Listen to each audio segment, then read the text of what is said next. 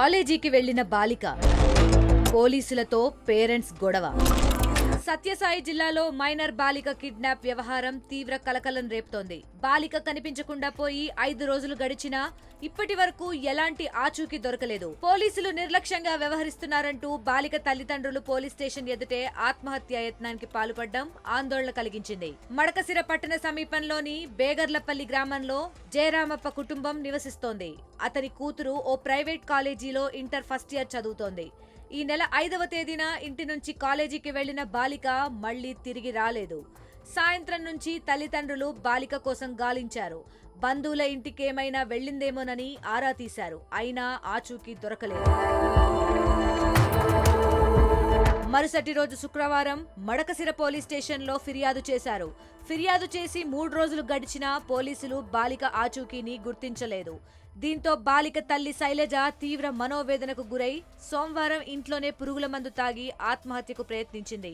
వెంటనే ఆమెను మడకసిర ఏరియా ఆసుపత్రికి తరలించారు. పోలీసులు నిర్లక్ష్యంగా వ్యవహరిస్తున్నారంటూ బాలిక కుటుంబ సభ్యులు, బంధువులు ఆగ్రహం వ్యక్తం చేశారు. స్థానిక పోలీస్ స్టేషన్ వద్దకు చేరుకుని ధర్నాకు దిగారు. ఈ సందర్భంగా బాలిక తండ్రి జయరామప్ప కూడా పోలీస్ స్టేషన్ ఎదుటే ఒంటిపై పెట్రోల్ పోసుకుని ఆత్మహత్యకు ప్రయత్నించాడు. బంధువులు, కుటుంబ సభ్యులు ఆయన్ను అడ్డుకోవడంతో ప్రమాదం తప్పింది. కాలేజీకి వెళ్తున్న బాలికను రాజు అనే వ్యక్తి తీసుకెళ్లినట్లు తమ వద్ద సమాచారం ఉందని బంధువులు చెబుతున్నారు. అయినా నిందితుడిని పట్టుకునేందుకు పోలీసులు ఏమాత్రం ప్రయత్నించడం లేదని ఆరోపిస్తున్నారు.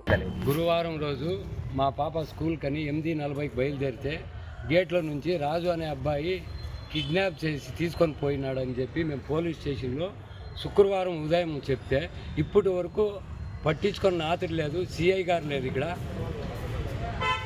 మా విన్నపం ఈరోజు వాళ్ళమ్మ పాయిజన్ తీసుకొనిది మాకు న్యాయం జరగలేదని పోలీసులు చుట్టూ తిరిగిన రోజు నేను 5 రోజుల నుంచి నేను పోలీస్ స్టేషన్ దగ్గరే ఉన్నా. అసలు సిఐ లేడు.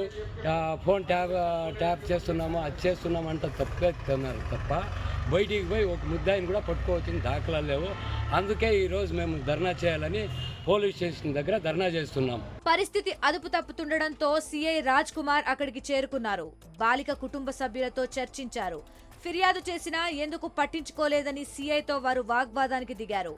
త్వరలోనే కిడ్నాపర్ను పట్టుకుని బాలికను క్షేమంగా అప్పగిస్తామని సిఐ హామీ ఇవ్వడంతో ఆందోళన విరమించారు. మరోవైపు బాలిక నిజంగానే కిడ్నాప్ అయిందా లేక ప్రేమ వ్యవహారం ఏదైనా ఉందా అనే కోణంలో కూడా పోలీసులు విచారిస్తున్నారు. CC footage, cell phone signals ఆధారంగా దర్యాప్తు సాగిస్తున్నారు.